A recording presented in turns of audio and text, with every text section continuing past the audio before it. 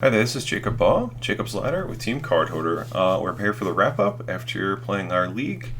We went a fantastic 1-4 with this deck.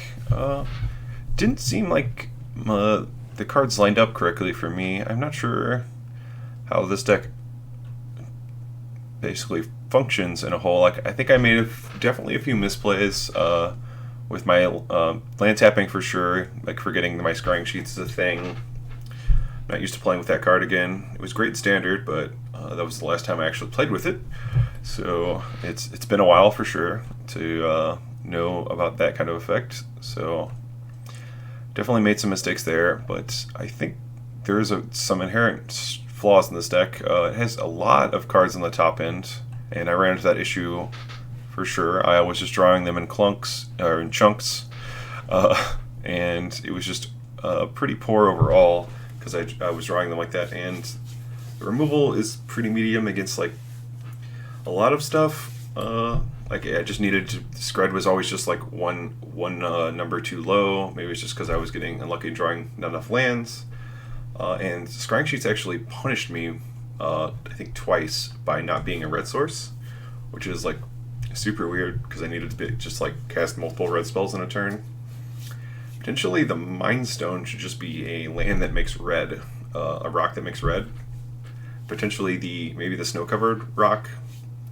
But the drawing cards is definitely a bonus for sure.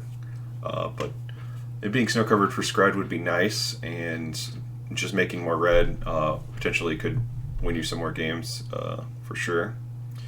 But I guess that interaction shouldn't come up that much when you just have multiple colorless sources. There's only 2 scrying sheets for a reason, I'm assuming, for that reason. But I think the deck has a lot of staying power in the environment, but you definitely have to draw the right half of your deck in certain matchups or you're just going to lose. The sideboard seemed pretty good.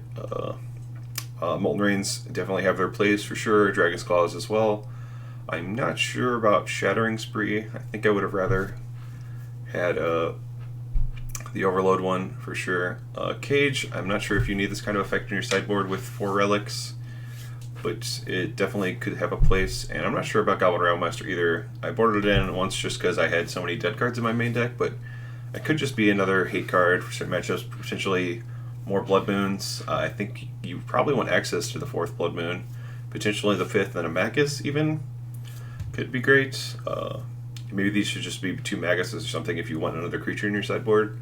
The Valakut matchup seemed pretty miserable, even with Molten Rains and Blood Moons, because you have to draw so many pieces of fate against that deck to actually make it not function. If you can't pressure it early, which this deck certainly cannot pressure early. It's like first turn it can actually attack on is turn 4. So unless you like turn 3 a Koth and attack for 4 with it. But so it's certainly not ending the game before turn 6 or 7, which is where Valakut crushes you for sure.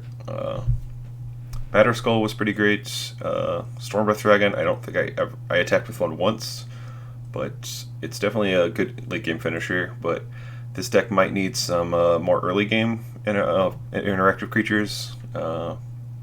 Maybe like Grim Lavamancer or something like that, and maybe Stormbreath Dragon is the creature that needs to go.